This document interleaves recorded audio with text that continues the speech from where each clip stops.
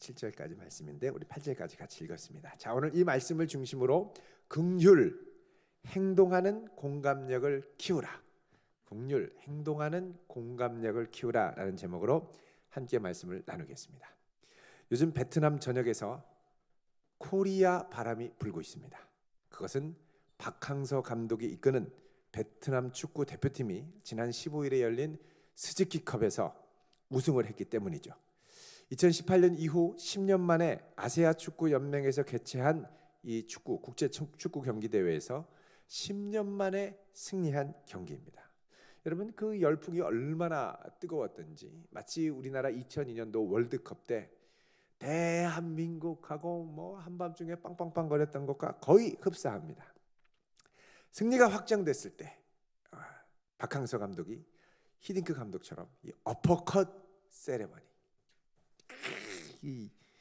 이거를 하면서 승리의 감격을 표현했습니다.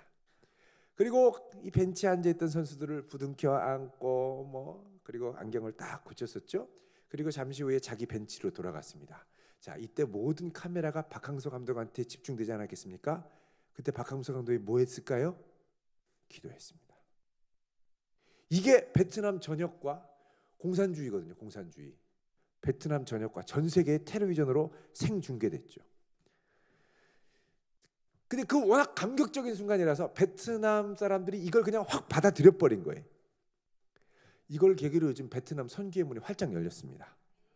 막 문이 닫히고 몇 년을 질질 끌던 것들을 막 이 선교사님들이 그러는데요. 그냥 막 무사 통과를 해요. 그냥 예배 안 된다, 뭐 안 된다 하는 게 막 그냥 막 통과. 그래서 이분 때문에 선교의 문이 확 열렸습니다. 자, 여러분, 박항서 감독은 평소에도 늘 기도했던 분이고 큰 경기를 앞두고는 주변에 있는 분들에게도 기도 부탁을 많이 했던 분입니다.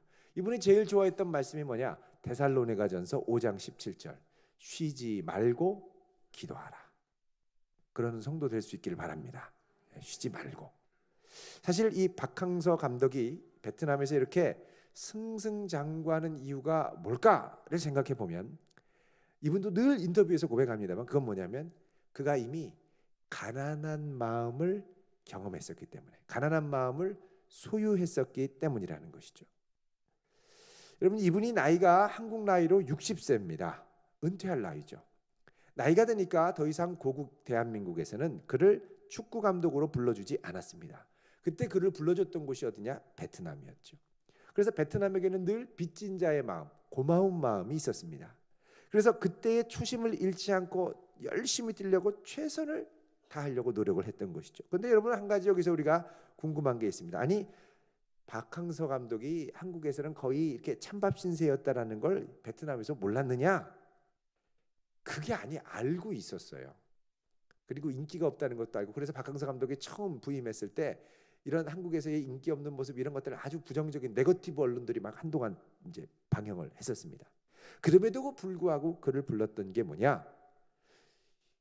사실 박항서 감독이 베트남 축구팀을 맡기 전에 한 10명 정도 전 세계에서 내노라 하는 세계의 명장 감독들이 베트남 팀을 계속 맡았었습니다. 근데 뭐 한 1년 하다가 그만두고 2, 3년 하다가 그만두고 뭐 그래서 유럽 쪽으로 가다가 최후에는 미우라 일본 감독까지 딱 했는데 좀 있다가 그만뒀죠. 다 신통치 않았던 거예요.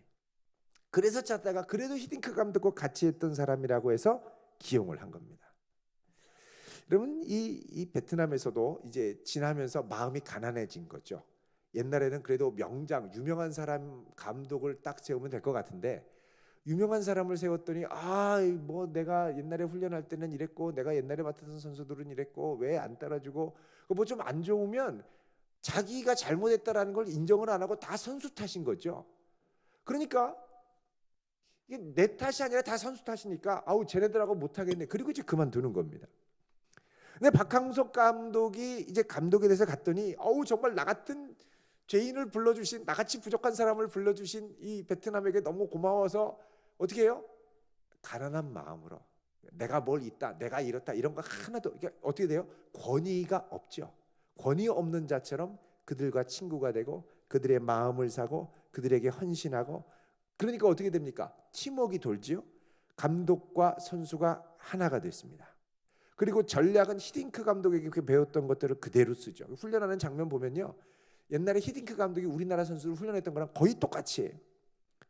그래서 체력도 보강되지요. 우리나라가 처음 히딩크가 왔을 때 이 지적했던 이 고질적인 체력 저하의 문제를 박항서 감독도 보고 베트남 선수들의 체력을 강화하기 위해서 히딩크 감독이 도입했던 프로그램들을 똑같이 도입하고, 옛날에 우리나라 선수들이 지구력에 강한 식단을 새로 했는데 그거를 똑같이 베트남에게 가져와 가지고 그대로 적용을 한 거죠. 그러니까 어떻게 됩니까?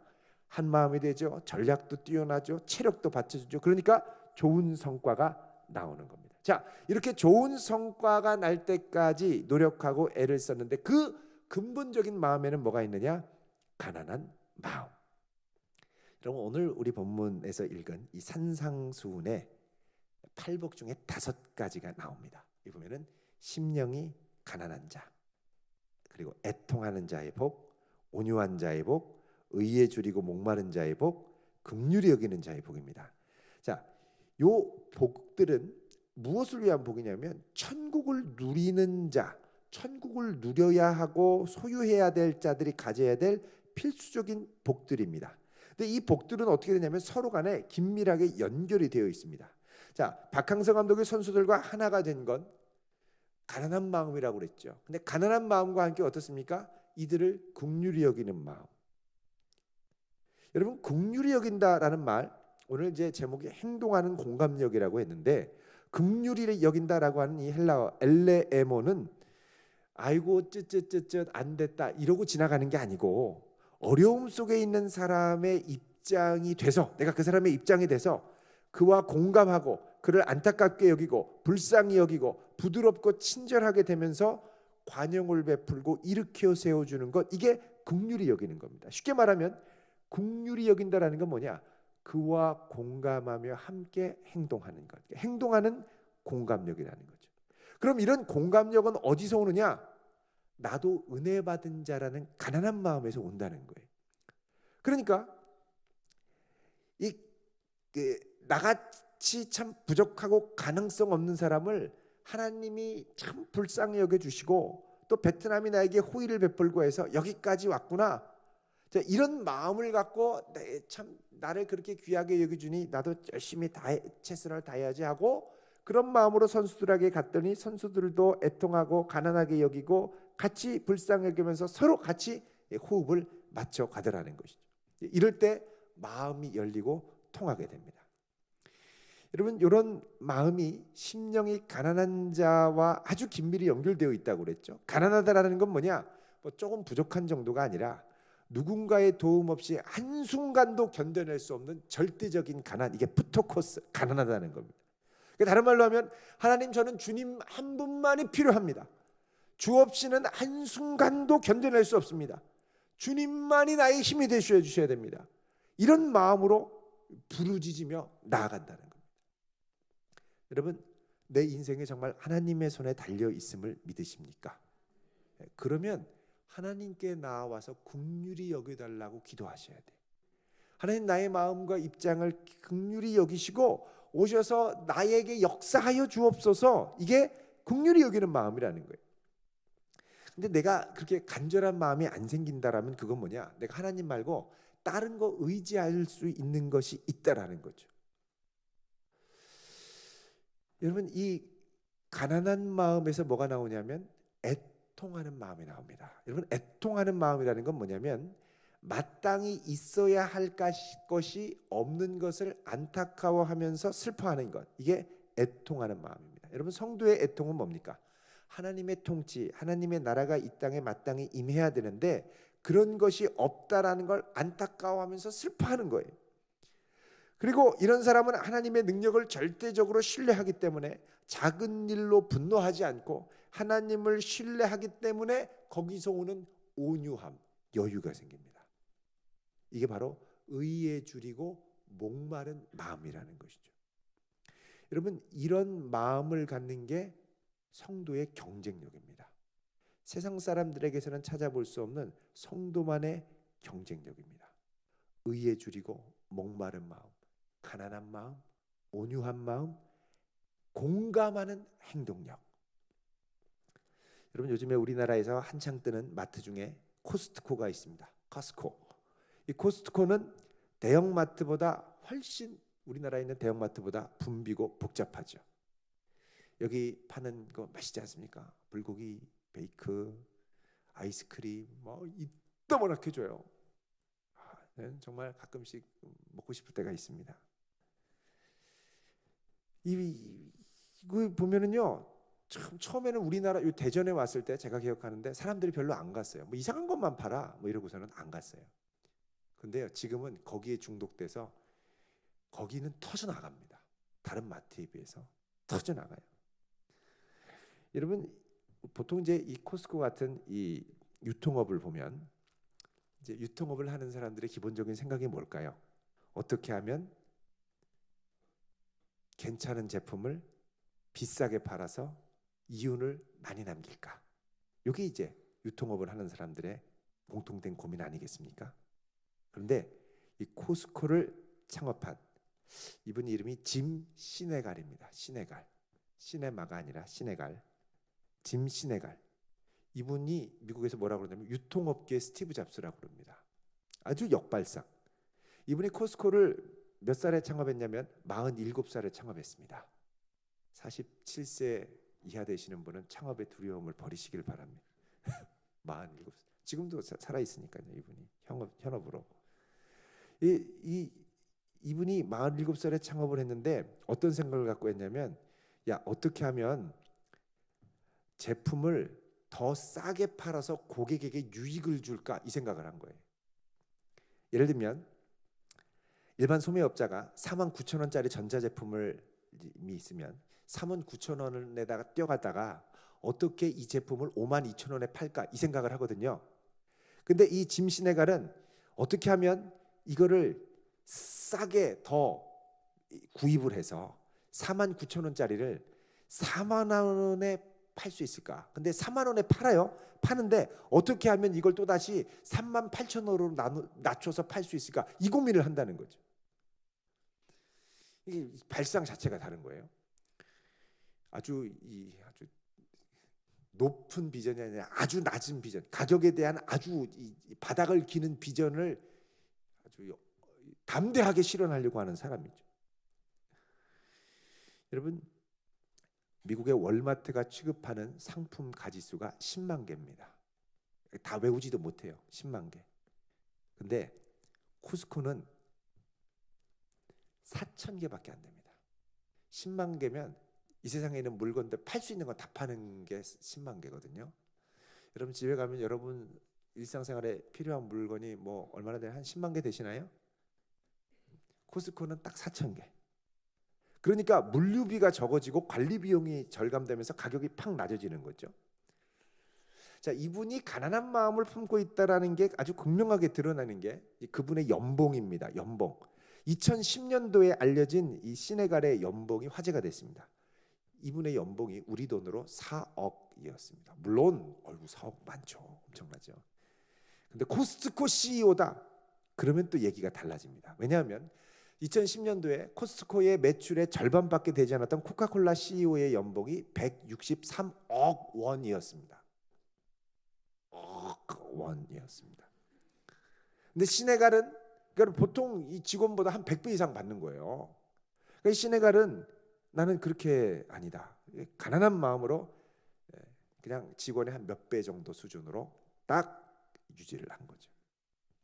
여러분 코스트코 가면은 창고 아닙니까? 창고. 이 소탈하고 가난한 마음이 좀 느껴지시는지 모르겠습니다. 물론 규모는 어마어마하죠. 중요한 건 이 기업을 운영하는 이분의 마음이 고객들의 마음에 공감하면서 행동하는, 그러니까 공감하는 행동력이 발휘된다는 사실입니다. 이런 걸 처음에 우리가 발휘하려고 할 때 주변 사람들은 비웃습니다. 이상하다고 그래요? 쟤 바보 아니야? 뭐 사업을 저런 식으로 해? 그런데 이게 시간이 지나면서 어떻게 되느냐? 다른 사람과 비교할 수 없는 경쟁력이 된다는 거죠. 한 청년이 상업고등학교를 졸업하고요. 형이 이제 캐나다에 가 있었습니다. 그래서 형을 따라서 캐나다에 갔습니다. 형은 먼저 거기 시민권자가 돼서 사업을 하고 있었는데 갔더니 형이 자기 친구 공장을 운영하는 캐나다 친구한테 그 제조업을 하는데 야, 내 동생 좀 키워줘, 좀 잘 좀 안내해줘 하고 동생을 부탁을 했습니다. 그래서 형의 도움으로 이제 요즘으로 하면 낙하산이죠. 말단 직원으로 들어간 거예요. 그래서 자기가 딱 들어가서 보니까 부족한 게 한두 가지가 아닌 거예요. 일단 그 공장에서 요구하는 기술이 없었고요. 두 번째, 영어가 짧았어요. 심히 짧았어요. 근데 나 같은 사람을 받아줘서 뭐 인사하고 잘해주고 회사에서 밥도 주고 그러니까 송구하고 미안하고 이런 생각이 드는 거예요. 그래서 이분이 어떤 생각을 했냐면, 야, 내가 취업한 게 은혜구나. 너무너무 감사하다. 정말 나를 불쌍히 여기고 긍휼히 여겨준 사장님 그리고 형님 생각해서라도 열심히 해야지. 근데 뭐 기술도 없고 말도 딸리고 그래 어떻게 합니까?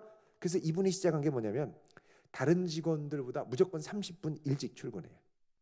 그래서 청소하고 동료 사원들이 일하기 편하도록 사전에 일자리를 잘 정리등등 시작을 했습니다. 그리고 퇴근하고 나서도 다른 직원 다 가면 혼자 남아서 잔업을 하면서 회사의 뒷마무리를 딱 도왔습니다. 그러니까는 직원들이 딱 오자마자 바로 일할 수 있고 끝나고 대충하고 갔다 오면 깨끗하게 돼 있고 이렇게 되는 거예요. 이렇게 쉬지 않고 2년 동안을 계속한 겁니다. 자, 그러자 어느 날 사장님이 이 청년을 불렀습니다. 야, 너 이제 그만하면 됐으니까 더 수고하지 않아도 된다. 만류를 했어요. 그러니까 이 청년이 아닙니다, 사장님. 저를 정말 특별히 은혜를 베풀어서 이렇게까지 해주셨는데 제가 저를 위해서 하는 일이라고 생각하시고 제가 더 실력을 갖출 때까지 계속 이 일을 좀 하겠습니다. 얘기를 했어요. 그리고 더 성실하게 했습니다. 그래서 다음에 크리스마스가 되니까 사장님이 부르는 거예요. 그러더니 야, 내가 너한테 개인적으로 선물을 주고 싶다. 물론 영어로 얘기를 하셨겠죠. 선물, 기프트, 카드. 여기서는 기프트를 주셨는데 뭘 줬냐면 자기가 타던 차를 준 거예요. 회장님 차니까 얼마나 좋겠어요. 으라번쩍한 뭐 8기통 뭐 이런 차를 주셨죠. 말단 직원이 8기통 차 타고 다니는 게 민망하지 않겠습니까? 근데 미국이나 캐나다는 선물을 주면 아니라고 막 끝까지 거절하면 아주 예의가 아니라서 기쁘게 받았습니다. 그리고 이 청년은 어떻게 했냐면 이 차를 갖고 자기가 다니는 한인교회 목사님한테 갔어요. 목사님 이 차 타세요. 썩음썩음한 차. 얼마나 마음고생이 많으세요. 제가 탈게요. 그리고 목사님 차랑 맞바꿨어요. 이런 역사가 우리에게도 일어나면 좋겠죠. 그리고 가가지고 목사님하고 차를 맞바꾸고 이걸 타고 그냥 낡은 차를 타고 출퇴근을 한 거예요. 이러고서는 4년이 지나고 5년이 지났습니다. 그러자 어느 날 이 사장님이 이 청년의 형에게 자기를 소개했던 형한테 상의를 해온 거예요. 내가 이 작은 공장을 좀 사업을 확장하려고 좀 더 세우려고 하는데 이 공장을 당신 동생에게 맡기고 싶다는 거예요. 그러니까 이거 할 때 조금만 좀 투자를 해달라 이렇게 얘기를 하는 겁니다. 여러분 이분이 5년 동안 묵묵히 하면서 사장님의 마음에 감사하고 형의 마음에 감사하고 긍휼히 여기는 공감력에 반응하면서 최선을 다한 거죠. 여러분 우리는 지금 당장의 경쟁력이 없고 또 내가 별로 변변히 갖춰진 게 없더라도 나를 이 자리에 허락하신 주변의 환경, 하나님의 은혜에 감사하는 마음으로 또 가난한 마음으로 애통하는 마음으로 나의 일터와 나의 학교와 나의 삶의 현장에서 최선을 다하면서 행동하는 공감력을 키울 때에 하나님께서 우리를 시간이 갈수록 더 큰 은혜와 복으로 채워주실 줄 믿으시기 바랍니다. 이게 별거 아닌 것 같은데 엄청난 겁니다. 이왕 교회 오는 거 20분 일찍 오실 수 있길 바랍니다. 네? 이왕 출근하는 거 20분 일찍 가보세요. 보면 꼭 늦게 오는 그 시간대에 꼭 와요. 대회 때도 보면 항상 예배 시작하기 5분 전에 오는 분, 3분 전에 오는 분, 아예 내가 인사를 못하고 들어오는 분, 예배 시작하고 찬송 처음 부르고 꼭 들어오는 분, 두 번째 찬송 부르고 들어오는 분 다 달라요. 습관이 돼 있는 거죠. 습관이. 조금만 일찍 와 보십시오. 이게 다른 겁니다. 그리고 끝나고 아우 끝났다고 후다닥 가지 말고요. 조금 남아서 늦게 주변 사람들을 남아서 정리해 줘 보십시오. 다른 사람이 인정해 주지 않고 쟤는 왜 저래 좀 이상한 애네 이러고 지나가도 내 마음에 천국이 임합니다. 그리고 세상 사람들과 다른 경쟁력과 매력을 갖게 되죠. 여러분, 이번 주는 성탄주일입니다. 예수님이 우리에게 오신 것 안 오셔도 돼요. 하늘에 계신 그분이 왜 오십니까? 우리를 긍휼히 여기셨기 때문입니다. 이대로 가면 죽을 수밖에 없기 때문에 행동하는 공감력으로 우리에게 오신 것이죠. 그 주님을 믿고 그 은혜를 경험한 우리라면 우리도 역시 이런 공감력과 실행력이 있어야 될 줄로 믿습니다. 나에게 큰 은혜와 긍휼을 베푸신 주님의 은혜를 입었다면 나도 내 주변에 있는 이들을 긍휼히 여기고 감사해하고 고마워할 수 있어야 됩니다. 그리고 그냥 아우 고맙네 이게 아니라 무엇인가 이제 액션으로 옮겨야 되는 거예요. 여러분, 하다못해 우리 셀 리더 있지 않습니까? 얼마나 고맙습니까? 우리 목장직이 있지 않습니까? 얼마나 고맙습니까? 성탄절에 스타벅스 기프트 카드라도 하나 보내시길 바랍니다. 대답 없음.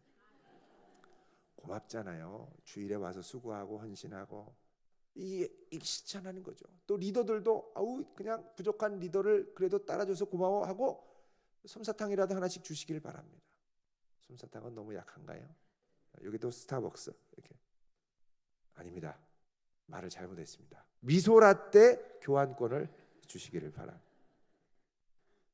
이렇게 해서 이 서로 긍휼히 여기며 할 때 여러분, 우리가 세상과는 다른 삶의 양식을 살아갈 수 있게 됩니다. 이런 은혜가 우리 모두에게 있을 수 있기를 주의 이름으로 축원드립니다. 기도하겠습니다. 거룩하신 하나님, 우리를 위해 그 아들 예수 그리스도를 보내시고 우리를 긍휼히 여기사 친히 자신의 모든 것을 아낌없이 내어주심을 감사합니다. 우리도 주님을 사랑함으로 우리의 것들을 기꺼이 내어주기를 원합니다. 우리의 시간을, 우리의 물질을, 우리의 재능을, 우리가 갖고 있는 것들을 주님의 나라와 의와 영광을 위하여 기꺼이 내어드릴 수 있는 결단과 용기가 우리에게 있게 하옵소서. 예수님의 이름으로 기도합니다.